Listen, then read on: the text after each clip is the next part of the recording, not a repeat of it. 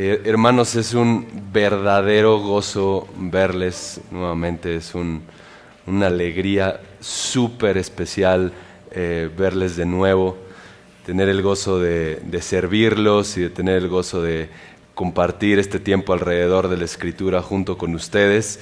Y quiero empezar simplemente dándoles gracias por su amor demostrado de tantas formas, por sus oraciones, por su apoyo, por sus mensajes de ¿cómo vas? Estamos orando por ti, de verdad, hermanos, no tienen idea cuánto aliento es eso, y les rogamos que sigan orando por nosotros, y de verdad les damos muchísimas gracias por eso. Gracias porque vemos el amor de Dios demostrado a través de ustedes, y tengo hoy el privilegio de servirles. Gracias al pastor Fer y a los ancianos por la bendición de compartir este púlpito, y es mi deseo que ustedes sean edificados fielmente y que Dios hable a sus corazones.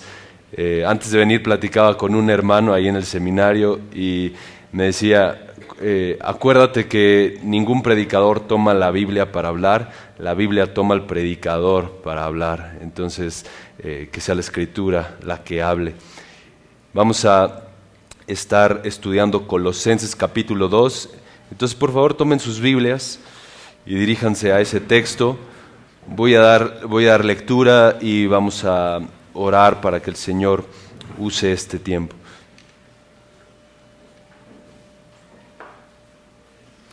Colosenses capítulo 2, versículos 1 al 7, dice así la palabra del Señor: porque quiero que sepáis cuán gran lucha sostengo por vosotros, y por los que están en la Odisea, y por todos los que nunca han visto mi rostro, para que sean consolados sus corazones, unidos en amor, hasta alcanzar todas las riquezas del pleno entendimiento, a fin de conocer el misterio de Dios el Padre y de Cristo, en quien están escondidos todos los tesoros de la sabiduría y del conocimiento. Y esto lo digo para que nadie os engañe con palabras persuasivas, porque aunque estoy ausente en el cuerpo, no obstante en espíritu estoy con vosotros, gozándome y mirando vuestro buen orden y la firmeza de vuestra fe en Cristo. Por tanto, de la manera en que habéis recibido al Señor Jesucristo, andad en Él, arraigados y sobreedificados en Él, y confirmados en la fe, así como habéis sido enseñados, abundando en acciones de gracias. Señor, damos gracias por tu palabra, por este maravilloso tesoro que nos has dado para ser santificados, para ser instruidos y ser hechos a la imagen de Cristo conforme tú nos hablas. Y ahora, Señor, que nos disponemos a estudiarla, por favor, Señor, prepara nuestros corazones, haz de nuestros corazones tierra fértil para que esta palabra dé mucho fruto. Usa, Señor, lo que tú has escrito por parte del apóstol Pablo para edificar a mis hermanos, para transformarles, para fortalecerles, Señor.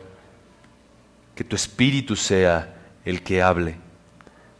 Señor, humilla el corazón altivo y fortalece el corazón quebrantado en esta mañana. Y que si hay alguien aquí que no ha entregado su vida a Cristo, que hoy sea el día de salvación para esa persona. Que tu palabra penetre hasta lo más profundo de su corazón para salvarle. Y Señor, a aquellos que te pertenecemos, a aquellos a quienes tú has salvado, Dios, te rogamos que no nos dejes salir iguales. Que este encuentro divino con tu palabra nos transforme, nos haga seguidores fieles de Cristo y que nos haga amarte con mayor fervor. Inclina nuestros corazones a tu verdad. Enciende nuestros corazones y nuestros afectos para amarte más. Tú eres digno de toda la gloria, Señor. Glorifícate, Padre, en el nombre de Jesús. Amén.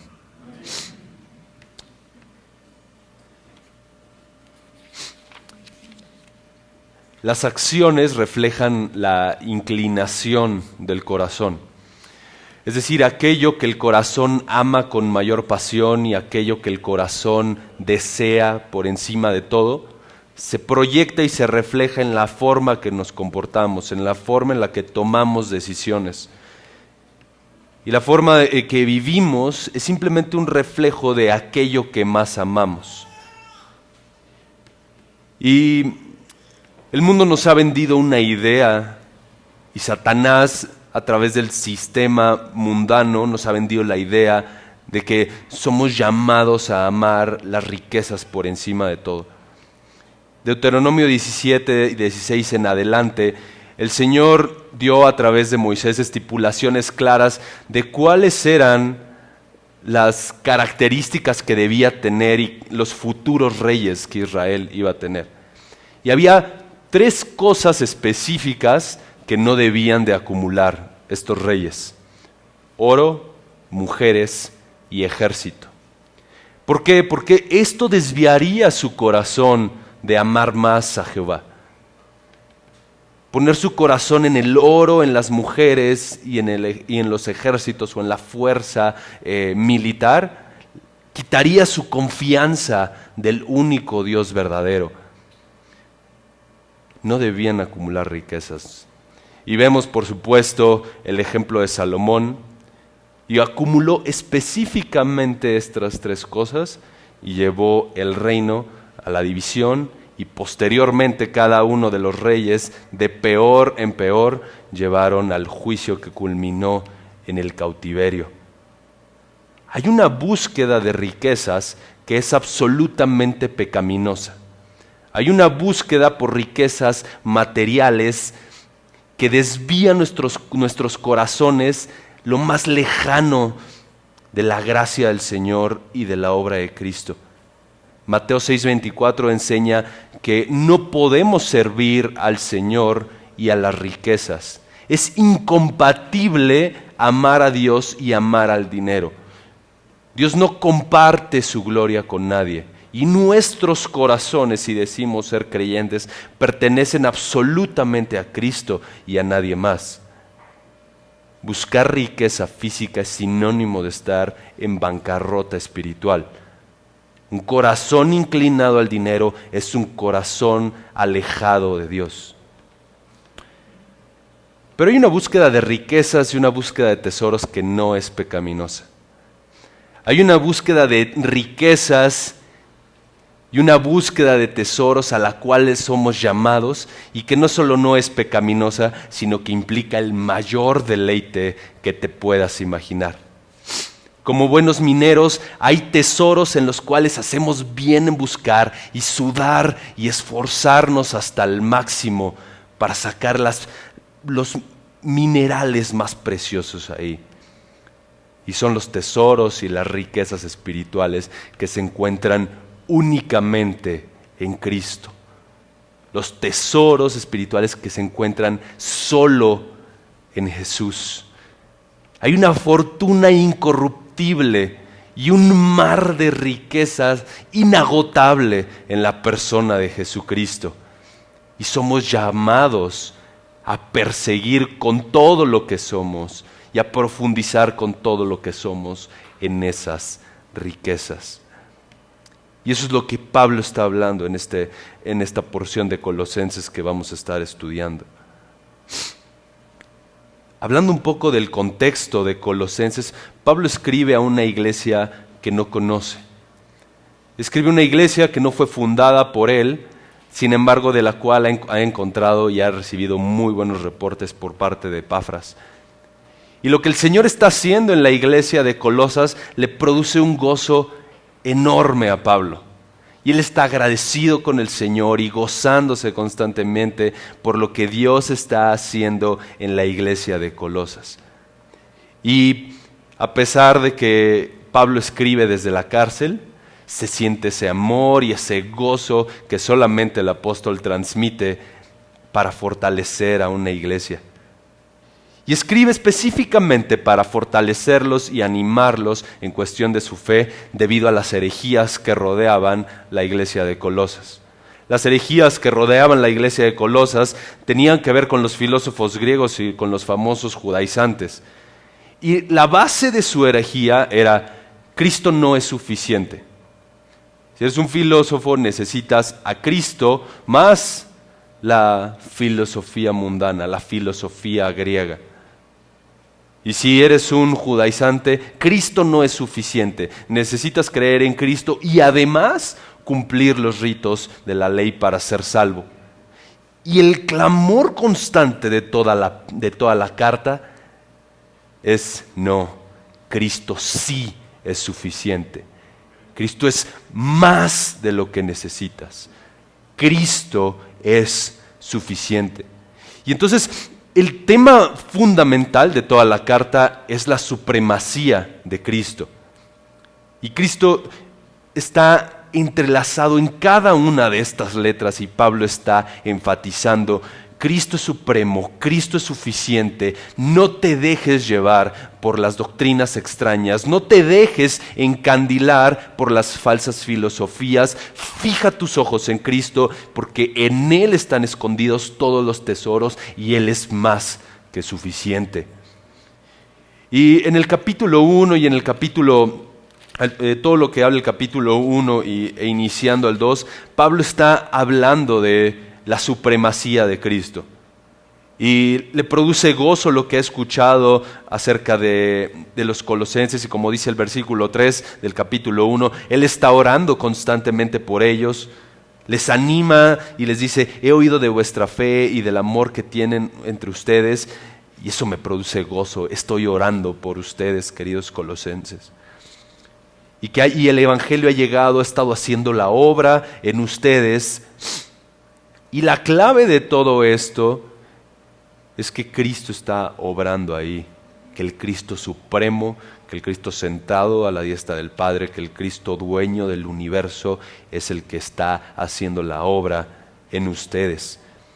Y entonces Pablo escribe, como vemos aquí adelante, en Colosenses capítulo 1, a partir del versículo 15, una de las porciones más sublimes en términos de la persona de Cristo. Una de las secciones más profundas en términos de teología, pero también más altas en términos de doxología.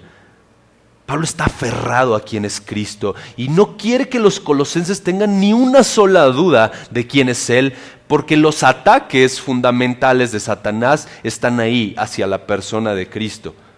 Casi toda herejía puede trazarse de alguna forma y decir: aquí están atacando la suficiencia de Cristo. En el contexto de la iglesia de los colosenses había personas afuera de la iglesia, falsos maestros, negando que Jesús era Dios. Y había otros negando que Jesús era completamente hombre. Hoy no encontramos algo distinto. Vienen los testigos de Jehová a tu puerta, vienen los mormones y te dicen que te limpian el pórtico de tu casa, la calle ahí enfrente, y ellos están negando quién es Cristo. Y están del otro lado los católicos que te están diciendo: bueno, Jesús es suficiente más o menos.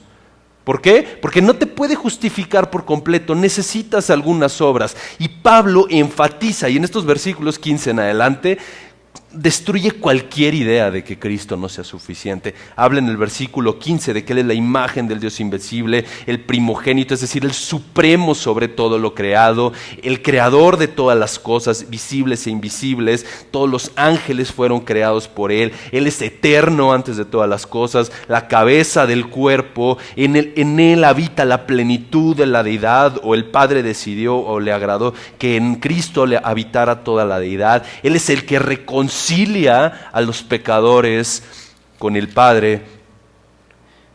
Y en este contexto de la exaltación y la gloria de Cristo es que llegamos al capítulo 2, en donde Pablo, después de decirles: este Cristo supremo es el que da forma a mi ministerio, y quiero animarlos con lo siguiente, queridos colosenses. Y en esta mañana vamos a estar estudiando dos actitudes hacia la verdadera riqueza espiritual que debemos tener como creyentes. Dos actitudes hacia la verdadera riqueza espiritual que debemos tener como creyentes. Y mi deseo, queridos hermanos, es que abundemos en esta riqueza espiritual, que sus corazones sean enardecidos por amar más a Cristo y que la riqueza y los tesoros espirituales que se encuentran únicamente en Él, ustedes los disfruten y tengan un gozo pleno en Cristo. Que busquen esa riqueza espiritual y no perecedera que hay solamente en Él. Y estas dos actitudes que vamos a ver aquí en Colosenses 2, versículos 1 al 7, es obteniendo la riqueza espiritual, versículos 1 al 3, primera actitud, y mostrando la riqueza espiritual, versículos 4 al 7. Obteniendo la riqueza espiritual y mostrando la riqueza espiritual. Lo primero te dice cómo obtengo esa riqueza espiritual y lo segundo te dice cómo sostengo esa riqueza espiritual, cómo me comporto a la luz de esa riqueza espiritual. Y vamos a nuestro primer punto que Pablo explica en los versículos 1 al 3 y doy lectura. Pablo comienza diciendo, porque quiero que sepáis cuán gran lucha sostengo por vosotros. Es decir, queridos colosenses, quiero que sepan lo siguiente, no quiero que sean ignorantes acerca de lo que les voy a decir, no ignoren este deseo que tengo, esto que quiero transmitirles y que tengo una gran lucha por ustedes. Sostengo una gran lucha por ustedes. Estoy en agonía constante en el contexto del Evangelio y luchando por el avance del Evangelio por ustedes, queridos colosenses. Esto nos lleva directo a la mente a 2 de Timoteo 2:10, en donde Pablo habla: todo lo soporto por amor de los escogidos, sufro todo lo que implique el ministerio, todo el sudor, todos los latigazos, toda la persecución que implique servir a este glorioso Cristo por ustedes, queridos hermanos, para que ustedes sean edificados, para que ustedes, queridos colosenses, sean fortalecidos. Y hay tres grupos que Pablo tiene en mente, como lo pueden ver ahí en el versículo 1. Dice, sostengo esta gran lucha, estoy encarcelado, estoy sufriendo por el Evangelio y no me pesa porque lo hago por ustedes, por los que están en la Odisea y por los que nunca han visto mi rostro.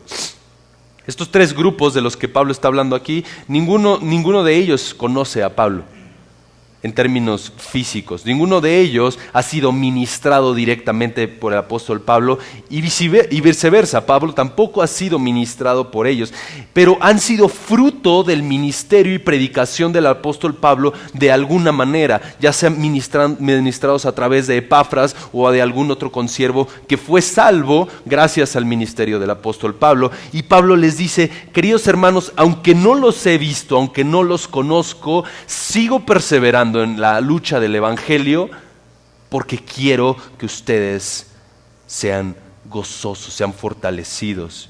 Aquellos que han sido fruto del ministerio de Pablo son cercanos a su corazón. Es decir, hay una cercanía genuina y un amor verdadero de parte del apóstol Pablo a todos aquellos que han sido fruto de su ministerio, aunque ni siquiera los haya visto. Aunque son lejanos físicamente, son muy cercanos a su corazón. Y Pablo está pensando en un impacto global de su ministerio, en un impacto mundial de la obra de Cristo, y ama esa obra que Cristo está haciendo, ama la iglesia, aunque no la esté viendo, aunque no esté viendo a todos esos hermanos que el Señor está trabajando, que el Señor está sosteniéndolos. Están en esa lucha y que el Señor lo está probando, pero que están perseverando y que están siendo pastoreados y animados y que no abandonan la fe y que siguen avanzando y corriendo la carrera sin cesar. Y Pablo les dice, ustedes están cercanos a mi corazón aunque no les veo. ¿Cuánto amo a mi hermano que sí veo? ¿Cuánto amas a tu hermano que sí ves? Que tienes al lado, que vives en la misma ciudad, que lo ves cada domingo o entre semana. ¿Cuánto le amas? ¿Cuánto le sirves? ¿Cuánto estás dispuesto a sostenerlo en momentos de lucha, a reír con él en momentos de alegría, a llorar con él en momentos de debilidad? Y el apóstol Pablo nos pone un ejemplo de amor por el hermano, de amor por la iglesia, como Cristo mismo lo demandó allí en Juan 13:35. El amor es una evidencia de que le pertenecemos a Él. La forma en la que nos amamos entre nosotros es una evidencia de que le pertenecemos a Él. ¿Cuánto estoy amando a mi hermano que sí veo, que sí lo tengo al lado? ¿Cuánto estoy sirviéndolo? Sería una necedad pensar, como lo afirma la propia Escritura, que amamos a Dios, a quien no vemos físicamente, y no amamos a nuestro hermano que sí vemos. Algunos supuestos cristianos andan flotando por ahí diciendo, no, yo no pertenezco a ninguna iglesia local, solo somos Cristo y yo. No puedes amar a Cristo y no amar a su novia. No puedes amar a Cristo y no amar a la iglesia. Si alguien te ha sembrado la idea de que tú puedes ser un cristiano aislado de la iglesia local, desconectado de la iglesia local, mueres espiritualmente desconectado de la iglesia local. No puedes decir que amas a Cristo y no amar a tu hermano de al lado, aquel que también fue comprado por la sangre de Jesús. Pablo tiene un amor genuino por sus hermanos, por aquellos que aún no le conocen, pero observen cuál es el objetivo de la lucha de Pablo. Es decir, él no está diciendo, sufro todo lo que implica el evangelio y lo sufro sin sentido. Venga, hay que sufrir por el evangelio porque Jesús dijo que iba a sufrir. No pasa nada. No, Pablo dice, sufro con un foco específico. Hay como algo similar a lo que dice en 1 Corintios 9:26 de que él no corre como a la aventura. Y la ilustración es tan clara como que tenemos una carrera de 100 metros planos y la meta está aquí derecho. Absolutamente ningún corredor que quiere ganar la carrera va a correr en otra dirección. Va a correr hacia donde está la meta. Esa es la idea de Pablo. Yo no corro hacia donde sea, no lucho hacia donde sea. Mi lucha y mi sufrimiento en el contexto del ministerio tiene un enfoque específico. ¿Y cuál es? Y esta es la sección que nos deja ver esta parte de obtener la riqueza espiritual. ¿Para qué? Para que sean fortalecidos o consolados sus corazones, unidos en amor, hasta alcanzar todas las riquezas de pleno entendimiento, a fin de conocer el misterio de Dios el Padre y de Cristo. Es decir, queridos colosenses, sufro todo por causa de ustedes, sufro todo por causa del ministerio, porque quiero que sus corazones, el centro de mando de cada uno de ustedes, sea fortalecido, sea consolado, que no sea conmovido por nada, sino que ustedes estén sólidos y firmes en la fe. No me importa sufrir por causa del ministerio, no me importa todo lo que implique. ¿Por qué? Porque, queridos colosenses, quiero que ustedes sean consolados, fortalecidos.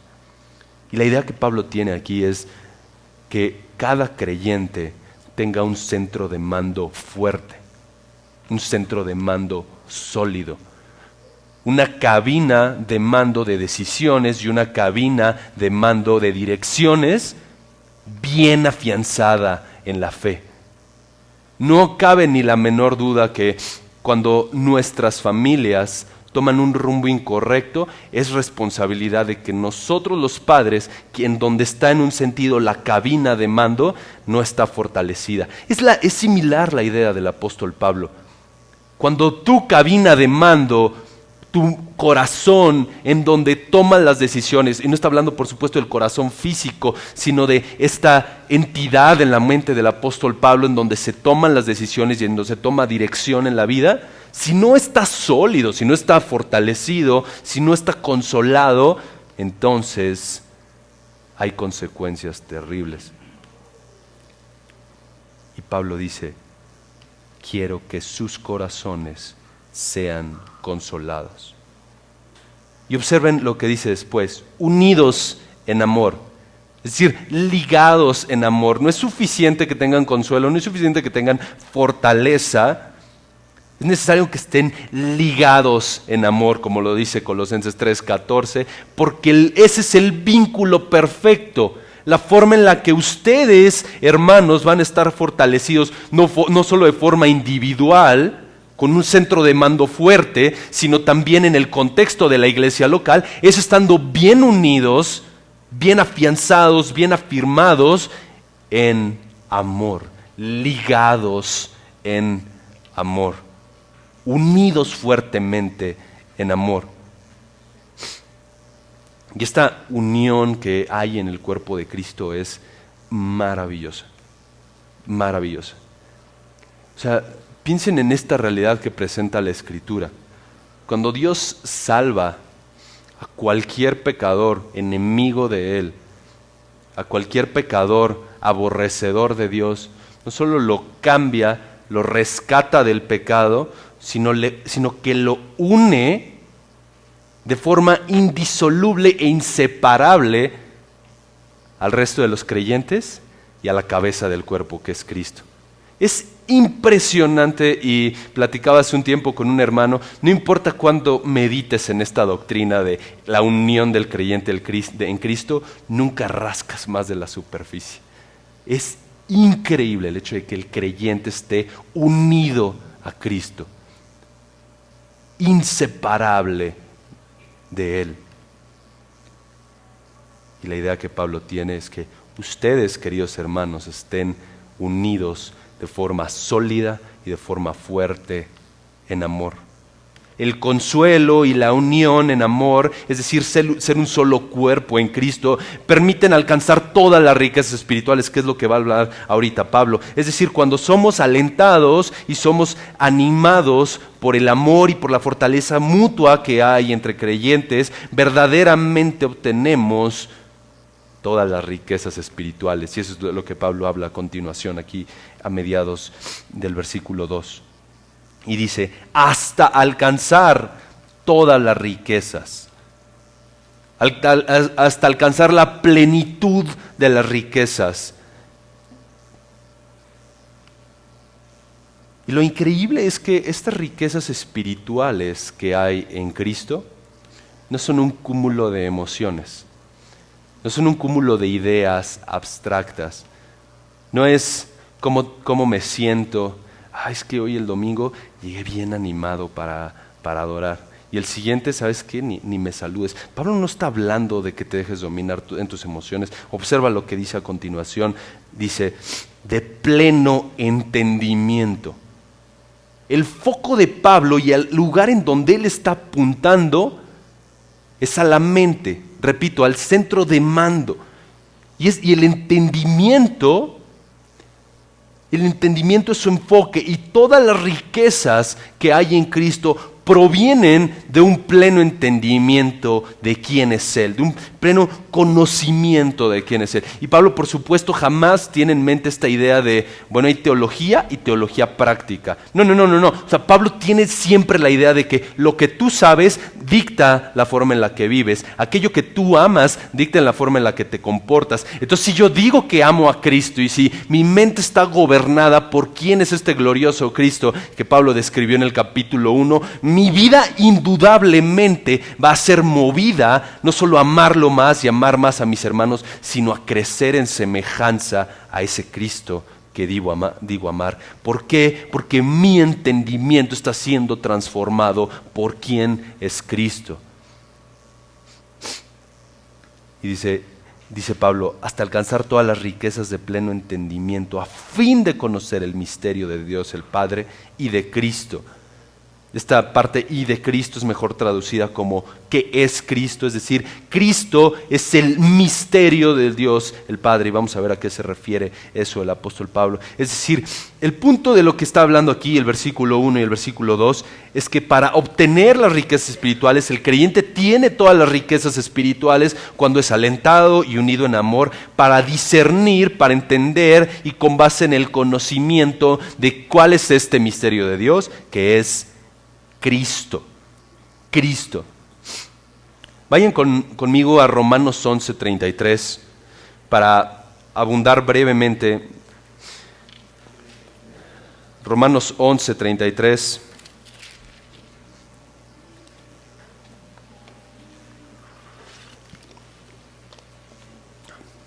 Nos presenta un preámbulo maravilloso en torno al pleno entendimiento que hay en Cristo, que es el misterio de Dios, en quien están escondidos todos los tesoros de la sabiduría y del conocimiento. Y dice versículo 33, el punto al que Pablo está llegando aquí en Romanos 11:33 es que ha escrito 11 capítulos de teología fabulosos. 11 capítulos en donde Pablo está hablando de la depravación total del hombre, de la salvación que tiene el creyente únicamente en Cristo, de la salvación y la perseverancia de los santos. Y Pablo no ha dejado de hablar de teología, y cuando llega al versículo 33 simplemente no puede contenerse más y necesita adorar a la luz de todo eso. Y dice versículo 33, oh profundidad de las riquezas de la sabiduría y de la ciencia de Dios. Cuán insondables son sus juicios e inescrutables sus caminos. Porque ¿quién entendió la mente del Señor? ¿Quién fue su consejero? ¿A quién le dio al primero para que le fuese recompensado? Porque de Él, por Él y para Él son todas las cosas. A Él sea la gloria por los siglos. Amén. Es decir, toda esta teología, toda esta revelación de Dios en torno al plan salvífico del hombre que redunda únicamente en la gloria de Dios, ¿quién pudo haberlo entendido? ¿Quién pudo haberlo imaginado? ¿Quién siquiera pudo haberlo pensado? Y por eso Pablo dice, profundidad de las riquezas, de la sabiduría y de la ciencia de Dios. Cuán insondables son sus juicios e inescrutables sus caminos. Y esta profundidad de riquezas, de sabiduría, de lo que Dios ha revelado en su palabra, se encuentra únicamente en el Cristo revelado. Dios hecho hombre nos deja ver la plenitud de la sabiduría y del conocimiento de Dios, la plenitud del plan glorioso de Dios en términos de la redención humana. Y regresando aquí a Colosenses capítulo 2, observen que Pablo dice, a fin de conocer el misterio, y ese misterio no habla de algo escondido, abstracto, sino más bien de una persona o una verdad que era desconocida. Y la clave está en que en el Antiguo Testamento las profecías que apuntaban al Mesías, por supuesto que estaban apuntando de una forma clara, pero nadie sabía quién era precisamente el Mesías. Y cuando ven al Mesías, cuando ven la gloria de Dios manifestada en Cristo y dicen, este es el Mesías prometido, este es Dios hecho hombre, Él es Dios hecho hombre, no hay más misterio. Todo está claro. Ahora entendemos, Él es nuestro glorioso Salvador. Y lo increíble es este gran misterio del Padre, que es Cristo, que se ha revelado en Cristo. Grande misterio, el Dios encarnado, viendo al invisible, el omnipotente debilitado, el más digno humillado, el inmortal muriendo en una cruz, el santo muriendo por pecadores, el justo salvando a sus enemigos, el glorioso del universo, la perla de la Trinidad entregando su vida por los más despreciables y viles pecadores. ¡Qué misterio! ¡Qué misterio tan lleno de deleite y al mismo tiempo tan glorioso que vemos únicamente revelado en Cristo! Continúa diciendo, en Cristo están todos los tesoros escondidos, es decir, en Él están consolidados, ubicados, en Él permanecen y Él revela la totalidad de los tesoros de la sabiduría y del conocimiento de Dios. todos los tesoros están en Cristo. La perla del cielo, la gloria eterna, lo más valioso del universo, el brillante más precioso del corazón de Dios, el diamante perfecto, en Él están todos los tesoros. Y no hay otra conclusión posible en la mente del apóstol Pablo más que decir esto a la luz de lo que ha dicho en el capítulo 1. Ha hablado de una forma tan sublime y tan gloriosa de quién es Cristo, que no hay otra forma de concluir más que decir, en Él están todos los tesoros. Y una precisión bastante importante que es necesaria hacer es que están escondidos todos los tesoros de la sabiduría y del conocimiento en Cristo, en ese que predicaba el apóstol Pablo. En Cristo, ese que se ha revelado en la Escritura. En Cristo, ese que es el Dios hecho hombre. Y es tan importante enfatizar esto porque al igual que en el contexto del apóstol Pablo, hoy nos rodean montones de falsas teologías y de falsas doctrinas diciendo, bueno, Cristo tal vez era un gran maestro y una buena persona, pero Dios, no creo. Bueno, tal vez Cristo tenía muy buenas enseñanzas y yo lo sigo para conocer lo que Él enseñaba. Pero entregar mi vida a Él como Salvador y como Señor, no, eso es demasiado para mí.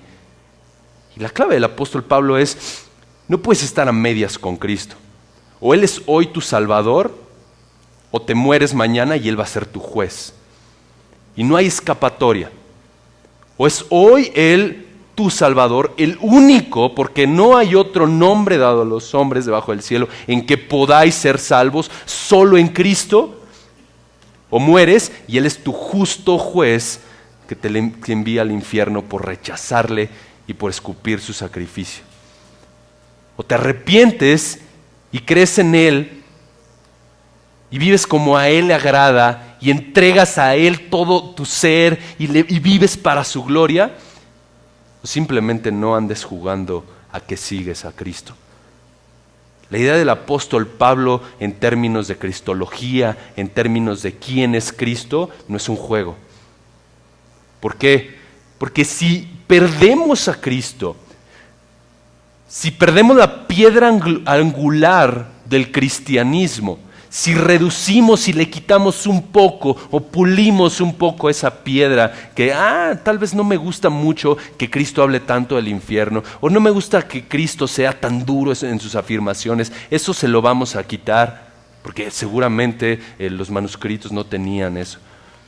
O tal vez Mateo, no, yo creo que esos evangelistas, alguien más le dijo esas verdades y se lo inventaron. Si algún supuesto académico o alguien con supuesto conocimiento viene y te quiere vender un Cristo distinto al de la Escritura, rechaza esas supuestas verdades. Porque sin Cristo no tenemos nada. Por eso ese es el enfoque de los ataques de Satanás, la persona gloriosa de nuestro Cristo. Un pastor cuenta la historia que una vez, cuando era chico, estaban en un estudio en su hogar y su papá estaba dando el estudio. Y entonces venían personas al estudio, estaban pasando un tiempo ahí juntos y entonces estaba viniendo un testigo de Jehová al estudio y él lo conocía y él sabía que era testigo de Jehová. Y entonces conforme iba hablando, de repente le dice el testigo de Jehová, perdón hermano, es que yo tengo una pregunta. Y le dice el pastor, no, espéreme tantito, usted y yo ni primos somos. Y entonces eso le quedó bastante grabado a este pastor. Y después que lo pensaba con mayor certeza, con mayor profundidad, decía, es cierto.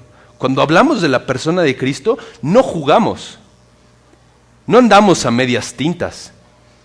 Quien se mete con la verdad de Cristo, yo me paro en la línea y lo defiendo hasta la muerte. Esto no se juega. Esa es la idea del apóstol Pablo. En Cristo, en quien están escondidos todos los tesoros de la sabiduría y del conocimiento. Porque tú abandonas al Cristo de la Escritura y no tienes nada. Estás absolutamente perdido.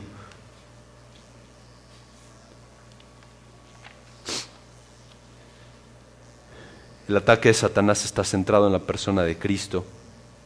Cristo mismo profetiza que van a venir falsos supuestos Cristos. Sin el Cristo verdadero, el cristianismo se derrumba, y por eso Pablo enfatiza constantemente: en Cristo están escondidos todos los tesoros de la sabiduría, en el Cristo que yo les he predicado. Algunas aplicaciones antes de ir al siguiente punto. Y es que, como les decía, sin unión y sin aliento en amor estamos destinados a la bancarrota espiritual. Si no estamos unidos seriamente, amando a nuestros hermanos, amándonos mutuamente y fortalecidos, no podemos avanzar en la carrera. Y quiero presionar esto un poco más en tu conciencia, querido creyente. ¿Cuánto estás buscándole ahí a Cristo? ¿Cuánto estás amándole ahí más? ¿Cuánto estás yendo a la palabra? ¿Y cuánto tiempo estás yendo ahí a orar y decir: Cristo, solamente quiero pasar tiempo contigo, solamente quiero escuchar tu voz a la luz de la Escritura, solo quiero conocerte más? ¿Cuánto tu corazón está siendo incendiado por amar más a este glorioso Cristo? La realidad de la vida del creyente es esa. Jamás se cansa de perseverar, jamás se cansa de amar y de conocer a su glorioso Salvador. Porque es el Espíritu del mismo Cristo que lo está empujando y que lo está llevando y que lo está animando. El corazón del creyente arde genuinamente por su Salvador.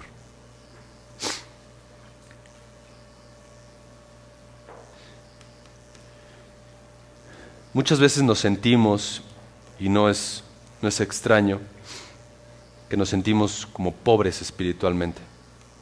Y la respuesta de Pablo es: corre a Cristo, corre a Cristo. No te detengas, querido creyente. Corre ahí a la Escritura, abraza a tu glorioso Salvador, abrázate a los pies de la cruz, aférrate al carácter del Cristo resucitado, y cuando la prueba esté ahí en su punto más álgido, y cuando creas que estás en la bancarrota espiritual, ahí humillado y quebrantado, corre a Cristo, abraza al Salvador.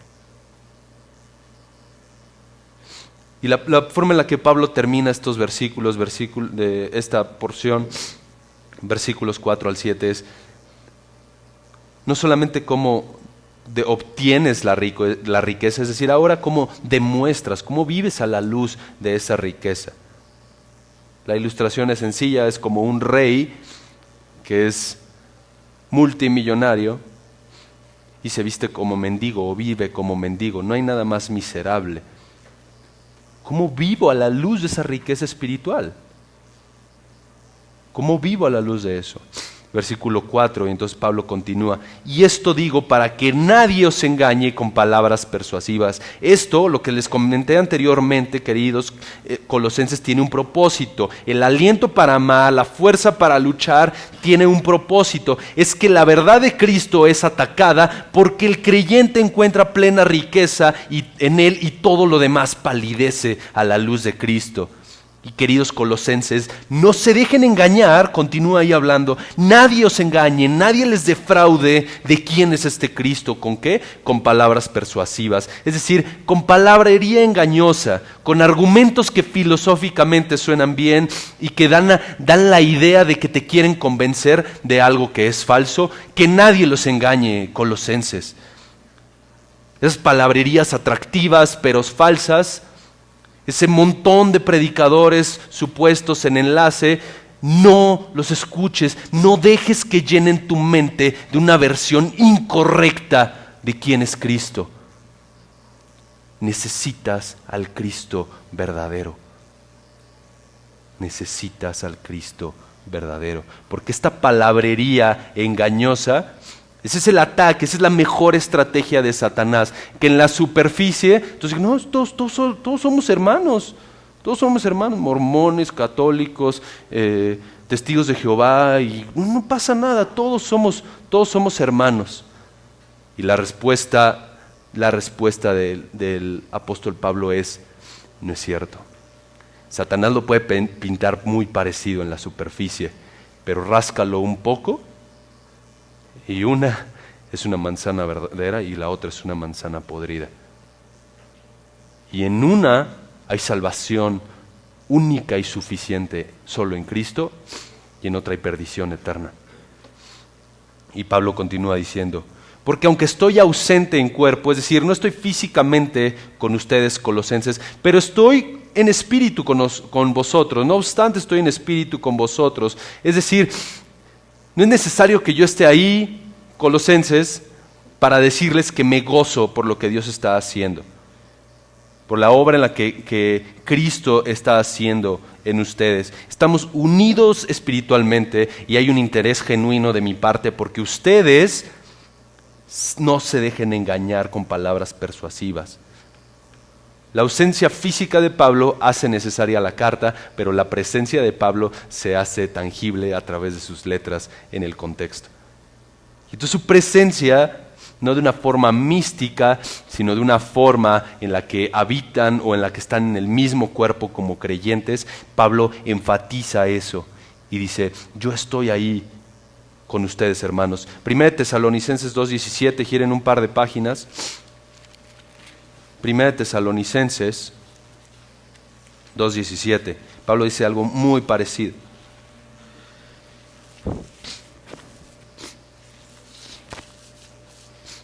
Pero nosotros, hermanos, separados de vosotros por un poco de tiempo, de vista, pero no de corazón, tanto más procuramos con mucho deseo ver vuestro rostro. Y Pablo está diciendo, tesalonicenses, no importa que no les vea, los tengo en el corazón, están cercanos a mi corazón. Es la idea que transmite acá en Colosenses también.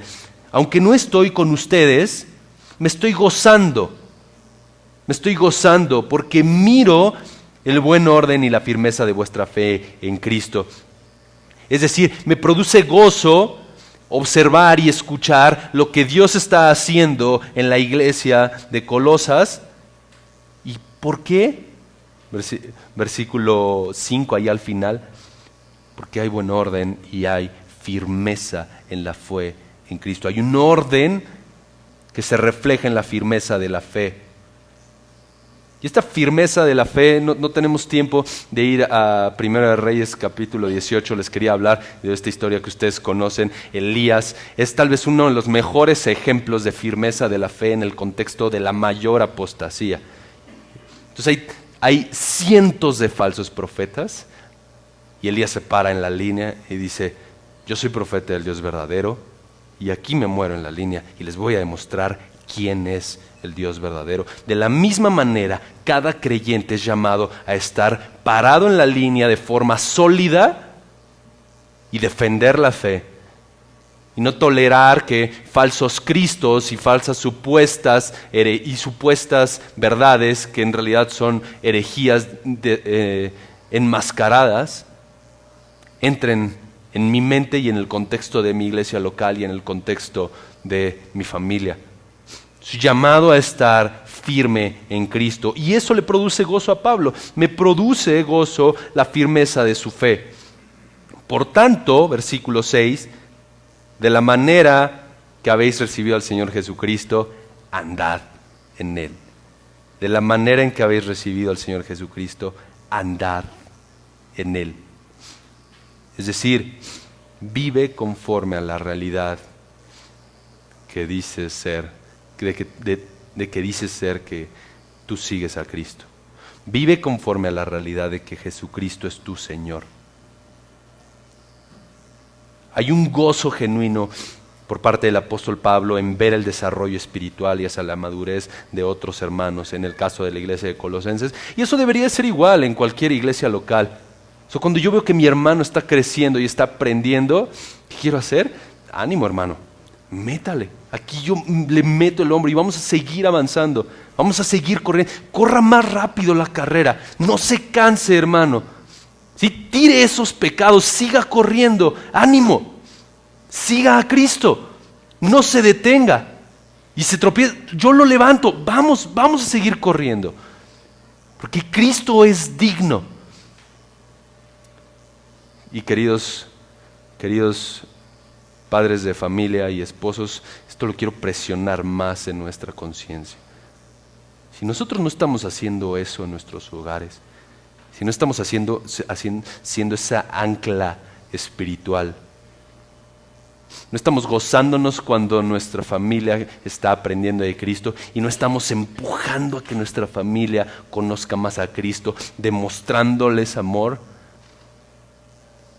instruyendo a nuestros hijos, amando a nuestras esposas de forma seria y genuina, hasta lo profundo de nuestro corazón, como Cristo amó a la iglesia,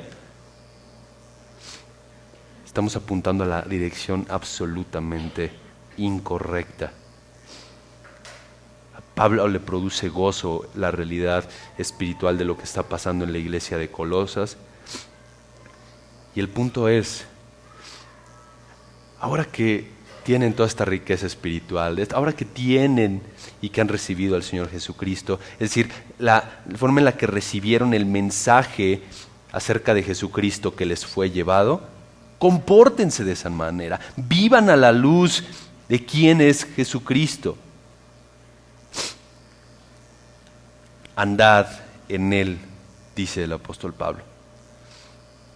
Y por supuesto esta sección que dice de la forma en la que habéis recibido al Señor Jesucristo no se refiere a al cliché común que escuchamos en el cristianismo de que tengo que recibir a Jesús en mi corazón, y ustedes lo saben, no se refiere a eso. Lo que está hablando el apóstol Pablo es a la recepción del mensaje de quién es Jesucristo y al compromiso con ese mensaje. En el primer siglo no era un juego ser cristiano. No solamente por cuestión de la persecución, pero ustedes se acuerdan de Ananías y Zafira. Tú le mientes al Espíritu Santo, le juegas a la iglesia y el Espíritu Santo te mata. No es un juego seguir a Cristo. No es un juego ser cristiano.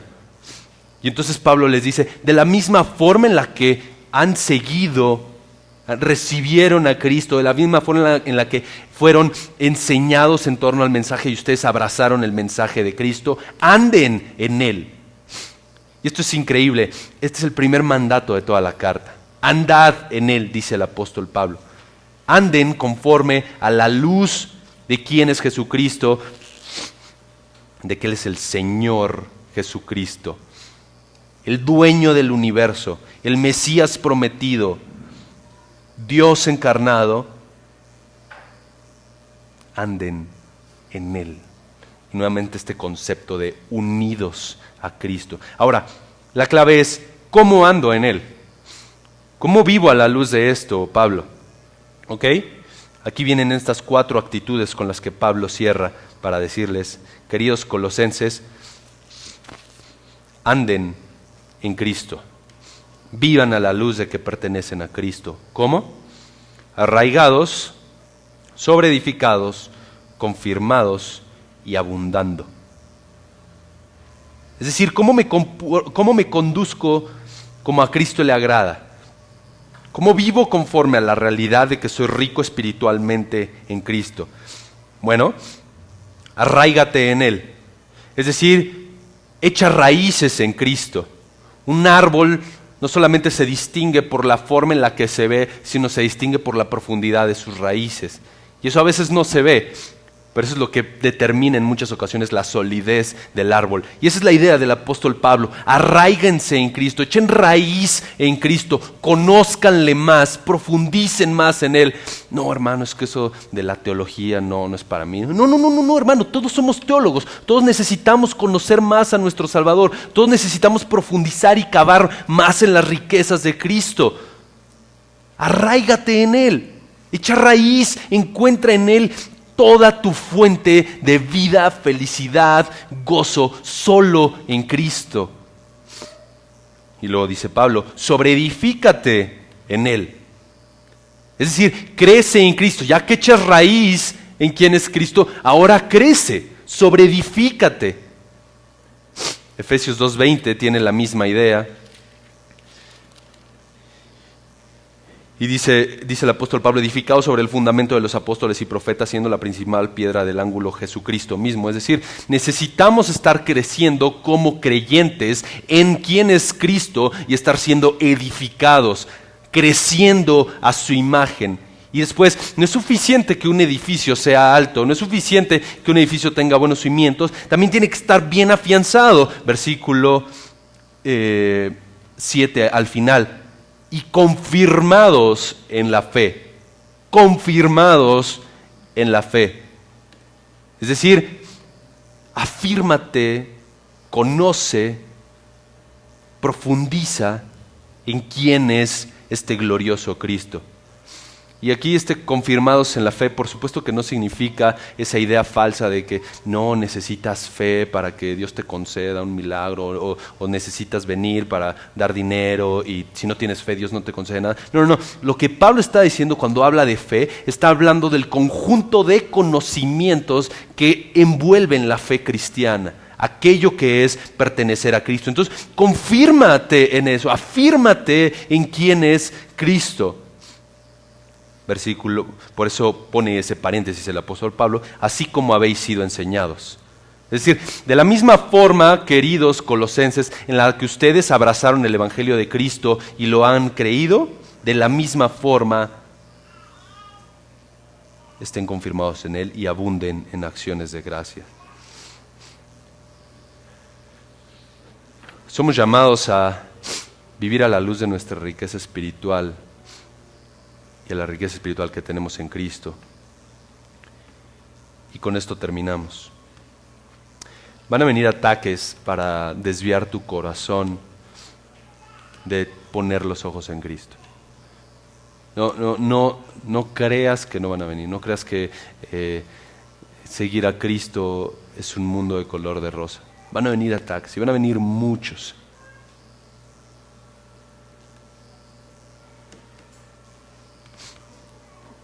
Afírmate en el tesoro que hay en Cristo. Los ataques van a ser fuertes y van a ser sutiles. Van a venir a través de ideologías o van a venir a través de pecados explícitos, pero hazle frente, deleitándote en Él, conociéndole, asombrándote de Él, desbordando tu corazón a Él, orando fervientemente. Que Cristo sea aquello que más amas. Vive a la luz de que perteneces a Cristo. Arráigate, sobreedifícate, confírmate y abunda en acciones de gracias por la obra de Cristo. Seamos como el ruego del salmista en el Salmo 119, versículo 36.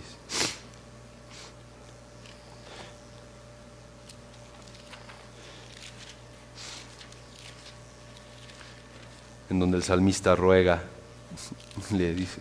le ruega al Señor: inclina mi corazón a tus testimonios y no a la avaricia. Y volvemos al principio, a lo que hablamos al inicio. Hay una búsqueda de riquezas que es terrible y que es pecaminosa. Pero hay un lugar hacia el cual nuestro corazón puede y debe estar inclinado y una profundidad de riquezas gloriosas a las cuales somos llamados a perseverar. Y si tú hoy estás aquí, no has entregado tu vida a Cristo y no le conoces, estás en la miseria espiritual. Estás en bancarrota espiritual. Y la mejor vida que tienes ahora, por muy miserable que sea, ahora va a ser lo mejor en comparación a la eternidad en el infierno. Si Cristo no es el Señor de tu vida, no es que estés despreciando un tesoro más malo por un tesoro más bueno. No es que estés amando algo un poquito mejor por algo un poquito peor. Estás aferrándote a una pila de estiércol y desechando al glorioso del universo. Hoy arrepiéntete y entrega tu vida a Cristo y conócele como Señor y Salvador. Y no le conozcas mañana, el día de tu muerte, como juez y soberano que te enviará al infierno. Conócele hoy como esa fuente única de riquezas y de gracia y de salvación que solo hay en Él. Vamos a orar, hermanos.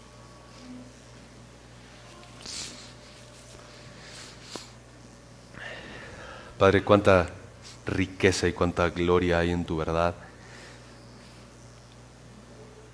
Cuántos deleites sin número hay en tu palabra, en tu presencia, a la luz de tu carácter y la revelación de Cristo.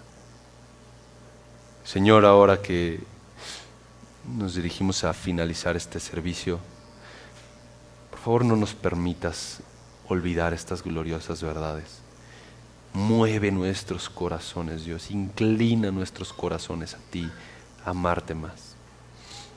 Gracias, Dios, por esta preciosa iglesia. Gracias por estos hermosos hermanos que te aman, que perseveran, que te siguen fielmente. Sosténles, Dios. Sigue exaltando la gracia tuya en sus vidas. Sigue mostrándoles gracia sobre gracia, bendición tras bendición. Que no dejen de contemplar al Cordero. Enciende sus corazones para amarte más. Como te rogábamos al inicio, humilla, quebranta al orgulloso, al altivo, y fortalece a aquel que está abatido con la gloria y la gracia que hay en Jesús. Para tu gloria, Padre. Amén. Que el Señor les bendiga, hermanos.